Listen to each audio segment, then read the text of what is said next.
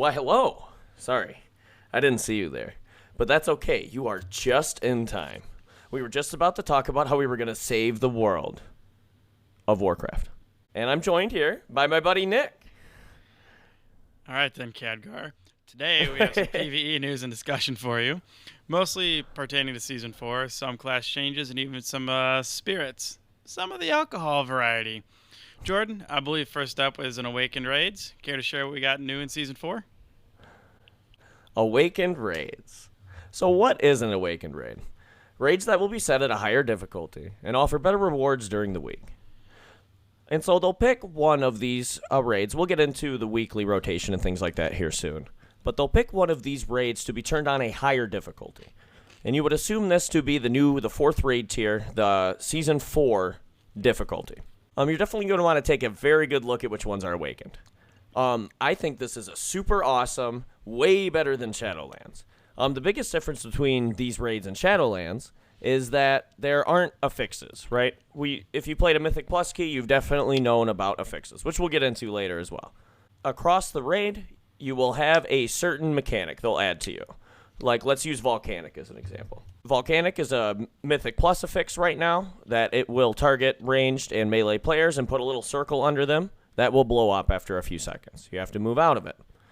That's not normally a mechanic of the dungeon, but they add that on a weekly basis and rotate these affixes out. Keeps the dungeons fresh, keeps you awake, keeps comps switching up. I don't think this is a good idea for raids, and so I'm really, really glad that they went away from doing affixes in this. What they've done is they've just turned it up to what they thought was a good difficulty for Season 4, which they made lots of nerfs to abilities and things like that, which if you do want us to go into specific raid nerfs and go through things like raid boss mechanics and things like that, definitely let us know, for sure. We'd be happy to do things like that. And so my thoughts, I guess, overall so far is I'm really impressed with what they've done with the Awakened Raids. I think it could be a little harder, but it's really cool to have people who are like, oh, I've never done Aberrus. People in our guild will be like, oh, I've never done Aberrus before. And it's like, well, now it's worth it. Now you actually get gear from it. Let's go see it. Let's go kill Sarkarath. So I think it's really, really cool. And my favorite part about it is no affixes. So, Nick, what do you think about Awakened Raids and how it compares to raiding earlier in the expansion? I think that it is great overall. It's a fantastic way for us to go back and see the older raids, and it is a harder challenge for us to go do that. Like you had said, if somebody in our guild goes, well, I haven't done this one because they joined late or just skipped it and missed it, and now the season content they're going to get out of it is garbage, now they can go back and get it and earn something that's worthy of it. I already enjoyed raiding in this expansion. It's been fantastic, and that is actually a harder challenge now. It's not just going back and going, oh, well, it was this eye level 30 eye levels ago to get into this raid. I can just go in and stomp it pretty much. It's not that way. It's actually a challenge for us and other people who want to go do it in the guild too. So I'm incredibly happy about this. I think it's great. I am happy they did not do the affixes. Doing mythic raiding and being in the higher keys, it becomes a huge pain in the ass. And doing that, and that's only a 5-man. When you're talking adding 20-some people to it, it would just get insane. And so I guess we'll get a little bit into loot. So a question you might have coming when you have something like Awakened Raids is then I'm used to getting a tier piece, which you would get from the raid bosses of a tier. How are they going to make sure you get tier pieces across 3 different raids? Like, obviously you're going to pick one of the tier sets to be the one you're going to have to use this season, which we'll get into how they did that later. But right now we're just talking about tier pieces. How they're fixing this is certain bosses, which you can look up on Wowhead, things like that. We're not going to go into the lists. But you can look up which bosses on which raids drop these tier tokens. And so instead of getting the piece traditionally, which you will get something you'll be able to convert into the set piece and things like that. But instead of getting the piece directly from the boss you get this token now that you will be able to turn into a Season 4 set piece. What I like about it is they've actually increased the opportunity to get set pieces. For Season 4, my general mentality has been, this is going to be our victory lap. Let's go around, let's enjoy all the content, let's let all our buddies play the stuff they haven't seen. We already have our head of the curve mounts. You already can show your Farrak mount around Valdrakken and be a sweaty nerd already. Let's let everybody see the content. And so let's make the gear, more gear is better. And then let's do a victory lap around the content. Celebrate it, before we send it off until they remake it or whatever. I'm really impressed with how they decided to do the tier system, because having multiple tiers across raids would have been a super duper terrifying mess, and so this is how they fixed it. And I think it's good. Let's take our victory lap. So how do you think, Nick? How do you feel about tokens? I like the way that we are getting the new set this season, and the way that we're earning them is pretty good. What I don't like is how Blizzard went around and created this set. Granted, I guess they probably had to do a reach out to players and make them feel like they're affecting the content in some way. But to go to a forum and to just ask for the set bonus and the set visual look from all the 3 prior seasons and then just take the highest one of each, I don't think that was a very good way to do it. I think there could have been a better way. I want my gear to be to progress me and not just be a self-query on everybody who plays World of Warcraft, period, not just Paladin or Priest, but everybody. Yeah, definitely. So I could go over and screw over Warriors' new gear set and say, oh, nope, And I'm going that's to make what them some people be bad. did. Exactly. So I think that could have been better dealt with. But overall, I think it's going to be good. Yeah, I'm going to add a little bit to this. I think this was a really good attempt from Blizzard to reach out to the community, to try and see what set pieces the player bases really want. I am just absolutely dumbfounded that they thought posting it on a public forum that nobody reads was the way to do it. Absolutely blown away. That's true, too. I didn't even think about what is the actual percentage of players that go into those forums and read them and vote. Go look it up yourself. Wowhead has a very good article about all of this. But there was a grand total of, for one of the specs, the highest, I believe, was 11 or 12,000 people voted for one of the Druid things. There's millions and millions of subs right now. Yeah, that's a mighty fraction. That's pretty disappointing. So I don't want to take away from the attempt. They should let us be able to vote on set pieces, but don't half-bake it. Put it in the game or something, guys. Come on. Or make it more noticeable. Yeah, or... right. And they may have, and we missed it too. They may have, and we glossed over it. I guess could be right.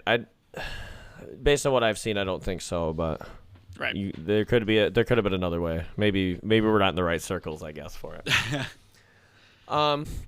The antique bronze bullion. Earn 1 a week per character by defeating awakened bosses, with the cap raising by 1 each week. So what that means is this means 2 exciting things. 1, you're going to get some bullion, which this is ultimately going to buy very good gear, which we'll get into shortly.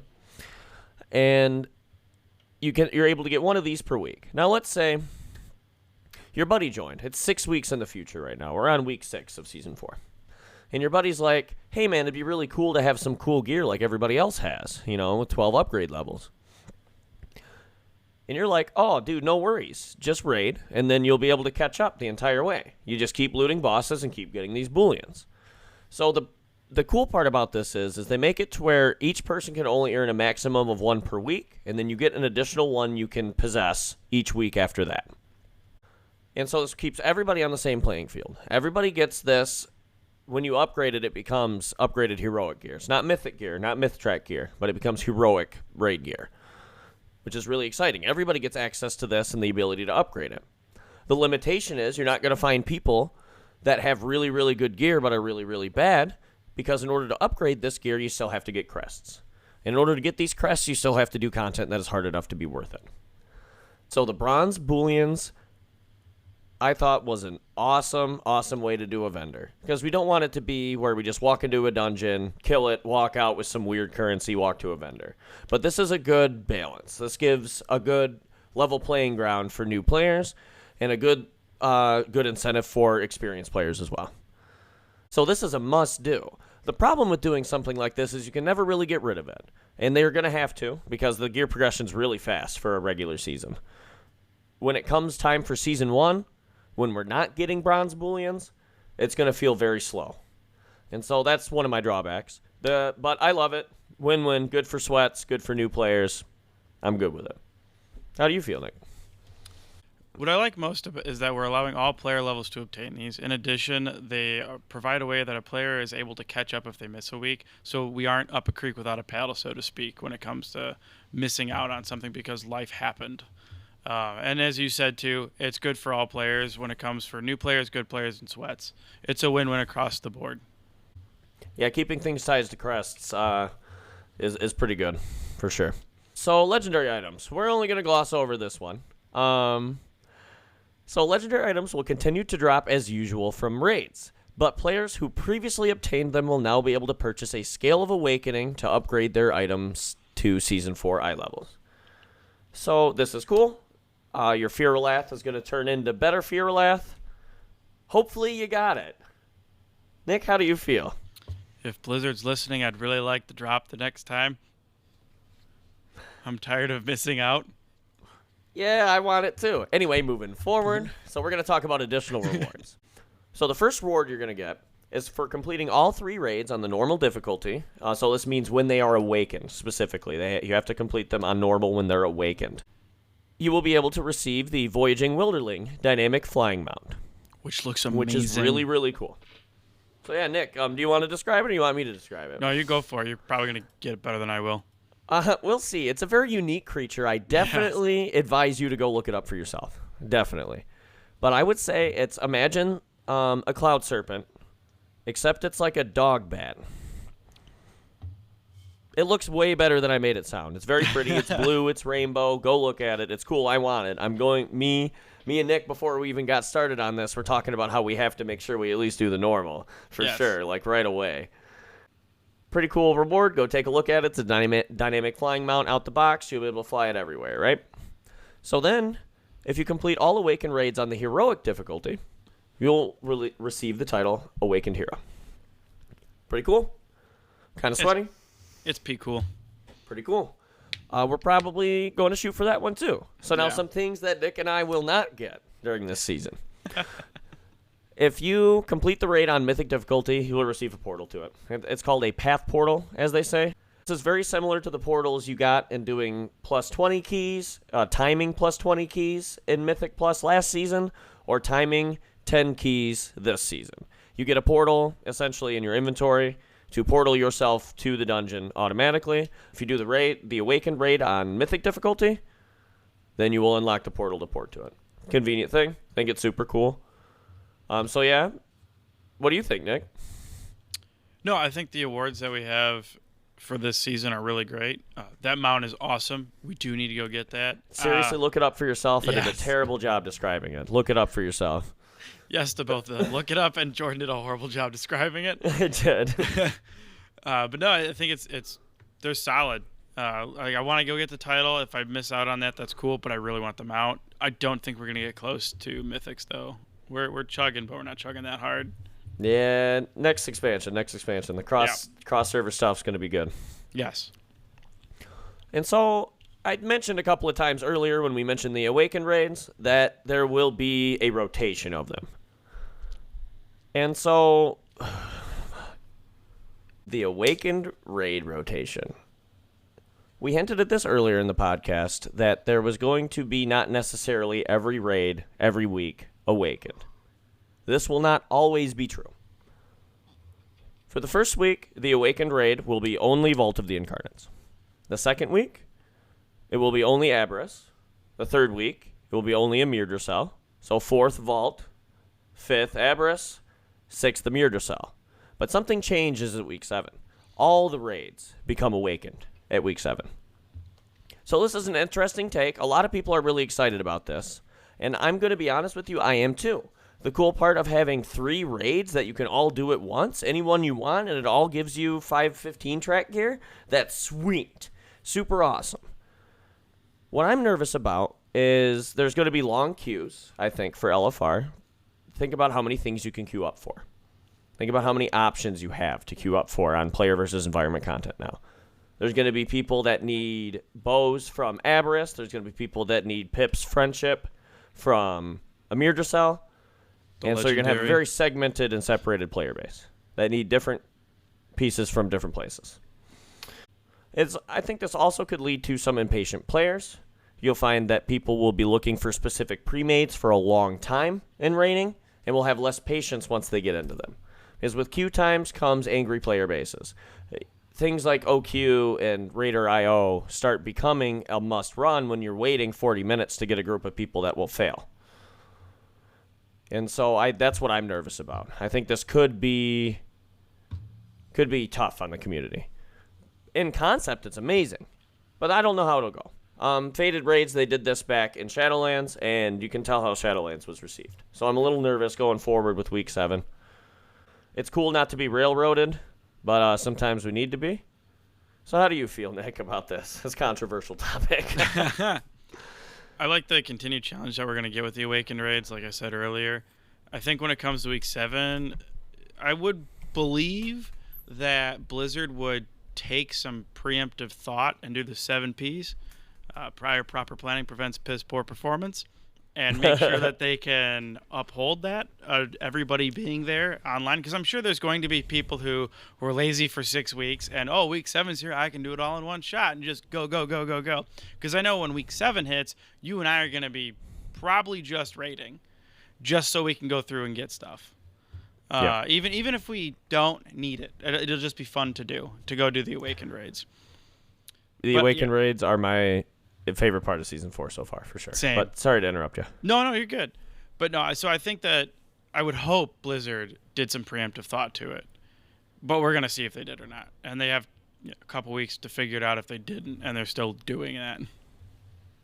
Yeah, they have a lot of time to filter out how many people are playing, how they want to match all this together. None of this is promised. Yep. They could change. They could totally say, never mind, we're keeping Awakened alive for the whole 12 weeks.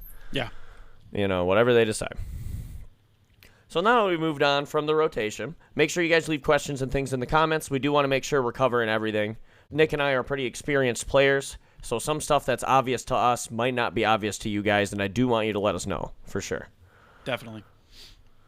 So moving forward, the last thing we want to talk about is LFR dungeon raid changes in this section before Nick takes up on the dungeons. Pretty exciting. So in combat, I'm just going to read this verbatim, and then I'll give a short opinion on it, very short. In combat, resurrection spells now use the same shared charge system as other raid difficulties. So the first thing we're going to complain about is how Blizzard words their patch notes. And the second thing we're going to talk about is this is awesome. More reses in LFR sick. Groups in LFR now start combat with 6 in-combat resurrection charges and gain a charge every 90 to 150 seconds depending on the group size. Very exciting. More reses in LFR, more people getting chances to be like, fuck, I stood in that. God, if I just don't stand in that, I could be so useful. Now they can get a battle res. They can come back and not stand in it. They can learn and continue to see more mechanics in the fight. Totally excited. As of being a healer and raiding sometimes, you get a res if your numbers are good enough. Otherwise, I'll just wait. I'll just res you with a normal one. Numbers talk, but Yep. But also, if you have a little bit less numbers, but you never die, we don't have to have this conversation. Exactly. So moving forward to dungeons, Nick, you want to start us off? Yeah. So we're gonna start with heroic and move into mythic. For the dungeon changes in heroic, the difficulties and rewards from heroics will be moved up to equal a mythic 0. They're remaining available through the group finder, although the item level requirements are being adjusted accordingly to match to that mythic 0 now. Personally, I think this is great. It's going to give players the ability to get ready for a mythic level dungeon faster with the added difficulty and ease of transition from leveling in a dungeon to a heroic dungeon to a mythic. Because prior it may have felt, granted I've been in the mythic realm for probably too long now, it may have been for newer players, it was a harder transition from that heroic level to that mythic level. Jordan, what do you think about these changes? I mean, yeah, not a whole lot of that I can say better. It was really jarring to come into a mythic where it was like questing. You just kill the stuff almost. You're questing with a group of dudes real quick and totally plowing through the content. And then you walk into a mythic and you're like, okay, cool. We can kind of plow through this. Not too bad. Not so hard. And then you turn a key on and there's affixes and tyrannical and it was like and then you Mythic start Plus was such a severe jolt. and so it separated the community a lot too. Yeah. From coming from Mythics. This does provide the more casual player an enormous advantage here. And so the reason why all you sweats out there that are whining and complaining right now because your key's half as high or whatever, this doesn't change anything about what you're doing. Literally. We haven't gotten keys yet. Right. Don't complain. But this for new players is amazing because you get to do Mythic Dungeons no timer. Pretty much. Yeah, heroics are good. So getting into Mythic Zeros now. Yes, all right. So Mythic Zeros. The dungeons will now be set to a Mythic 8 to 10 difficulty. They're not going to have a timer or fixes. Blizzard has stated that numerically, these are going to be closer to a Mythic 10 difficulty. But by not having the timer or fixes, it does offset that a bit, which is why you have that range from Mythic 8 to 10 difficulty. The goal of this change was so that they could create a more challenging environment to players that provided a decent reward without the pressure of the previous Mythic Plus system. Mwah. Yeah, it is beautiful. And as the players proceed through these keys, the difficulty is going to increase, but your Mythic 2 key will feel like a Mythic 12 from the previous system. And our fixes are now getting slotted as follows. +2 is going to be Fortified and Tyrannical. +5 is going to be Entangling and Incorporeal, etc.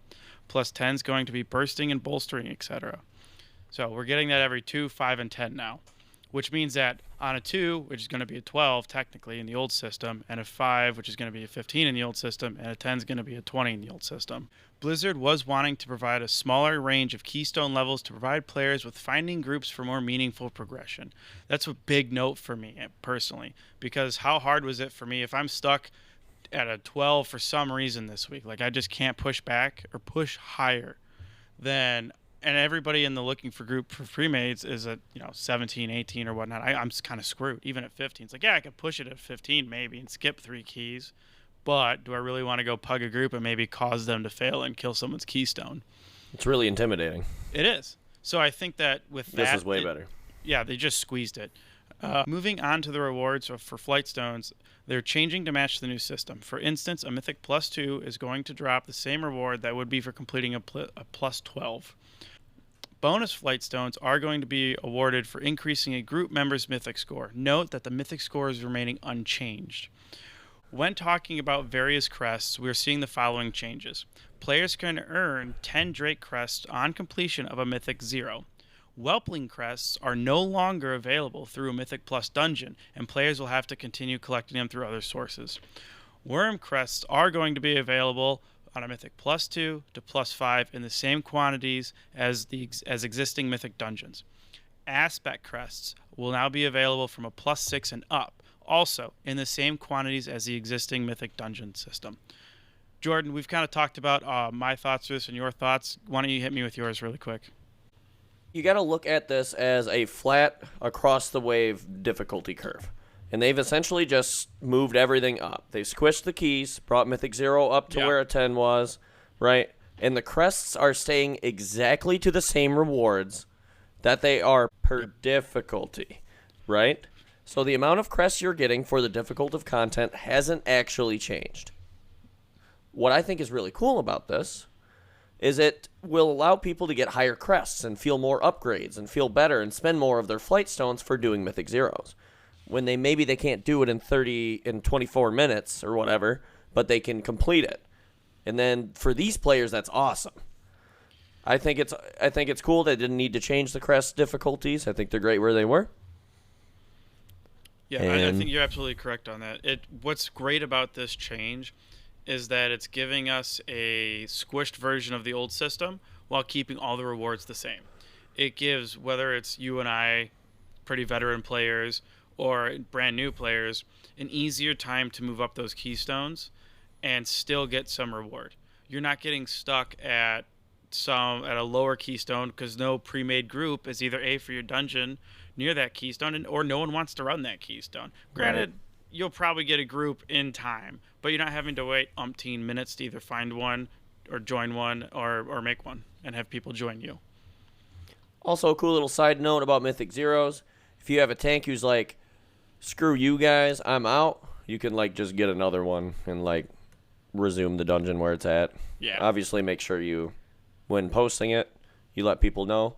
But like if you have a guild mate or something that's willing to tank and your tank left, you can be like, yo, scoop a guild mate and then resume where Finish you're it at. up. Yeah. You can also change talents in the middle of the dungeon. You know, it's not a key. You don't put a key in and you're not locked into your sets. You don't have a timer, right? It's still a regular dungeon. And I think it's awesome. Something additional we're getting in Season 4 that's not just a change. From April 30th to May 14th, players can fly through the Northrend skies in the dragon racing event called the Northrend Cup. These are 12 races set across Northrend, each with 3 difficulties, normal, advanced, and reverse. To start this, you're going to have to go see Lord Andastraz in Valdrakken near the Restorium of Transformation to pick up the initial quest. The rewards we get from this are pretty cool. Using the Riders of Azeroth badges, we get to exchange for various transmogs and items. And by completing all the races on gold, a player can earn the achievement Northrend Racing Completionist, earning them Northrend Racer title and the Ruby Riders of Azeroth Tabard. Jordan, I know you've completed this. What did you think about it? So I'll start with difficulty. I thought the difficulty was perfect. They do have some that will definitely, you'll probably have to try a couple of times to get gold, but it's none like the Outland Cup where you're going to be ripping your hair out trying to do it. There's no challenges in these, which is cool. I'm pretty excited about people doing it. I already did it. I thought it was lots of fun, but I've done all the races in the whole game. I've liked this kind of thing already. I think it's a great addition to the game. It keeps you engaged with the environment, and you get to go back to Northrend and get to fly around the peaks of the Lich King expansion. Yeah. And so I loved it. I absolutely loved it. That was something I was highly excited about when I heard about this, because I think it's a perfect way to mix that old and new content. Because Northrend was my favorite. Lich King is my favorite expansion. I loved Northrend. The story that's out there, the way they did the land, and the soundtrack's amazing. So for me to be able to go back and do dragon riding racing, oh, hell yeah, let's go do it. I haven't done it yet.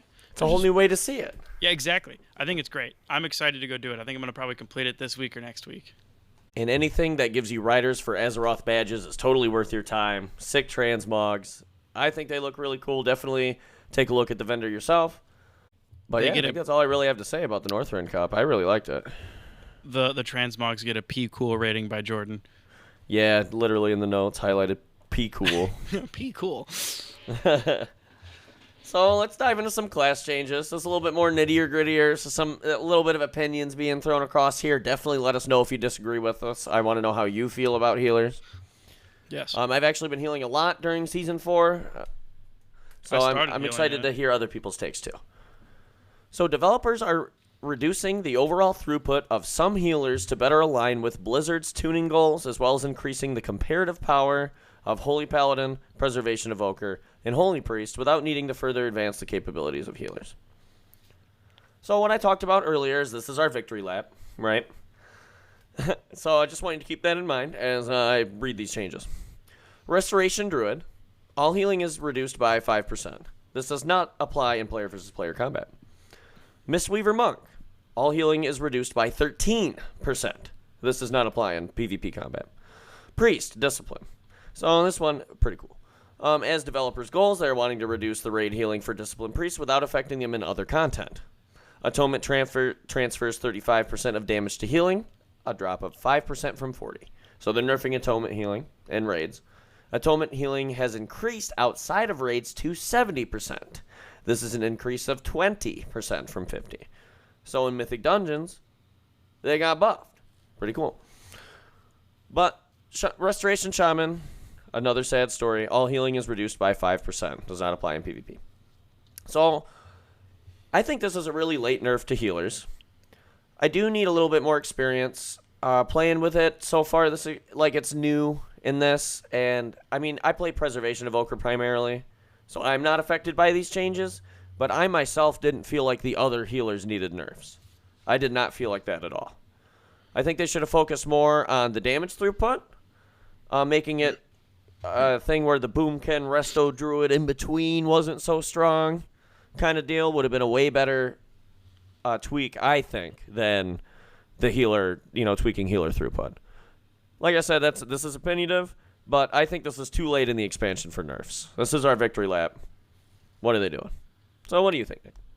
Overall, it's just a way to balance the healing side of PvE content. I'm with you. I don't know if nerfing all but 3 healers was the right way to go. Why not just increase the throughput of Holy Paladin, Preservation Invoker, and the Holy Priest? It sounds like we will have issues when it comes to rating, specifically on the debuff versus healing time during fights. Because if we're decreasing throughput on all these classes just to do a, what is it?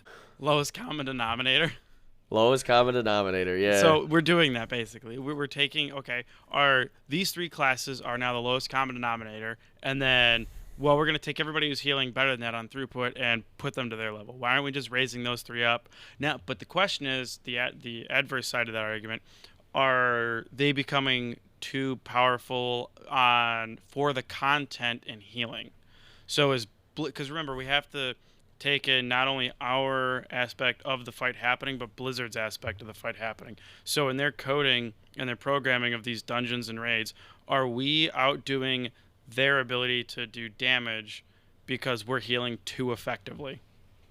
I mean, yeah, it's like the chicken or the egg in a way. Exactly. We're seeing only one side of this because we play it. We don't go see how they're building these and whatnot. And so I talk about it being our victory lap, and there's only so much of this you can do. Is a game fun if they give you everything? And there's nothing that makes you feel cool. No. So there needs to be a balance here for sure. So you're definitely right. Right. Well, Jordan, I think we've hit on pretty much all the notes. What do you think? Yeah, absolutely. Thank you guys for listening. This has been the first episode of Valley of Spirits with your hosts and favorite Horde players, Jordan and Nick. Thank you for listening. Hit the follow button. We hope you hit the play button next week. You can find us in Valdrakken on the Mal'Ganis server. And if you really want to join us playing, you can find our guild by hitting that J button and searching for the Electric Boogaloo. As always, for the Horde. For the Horde!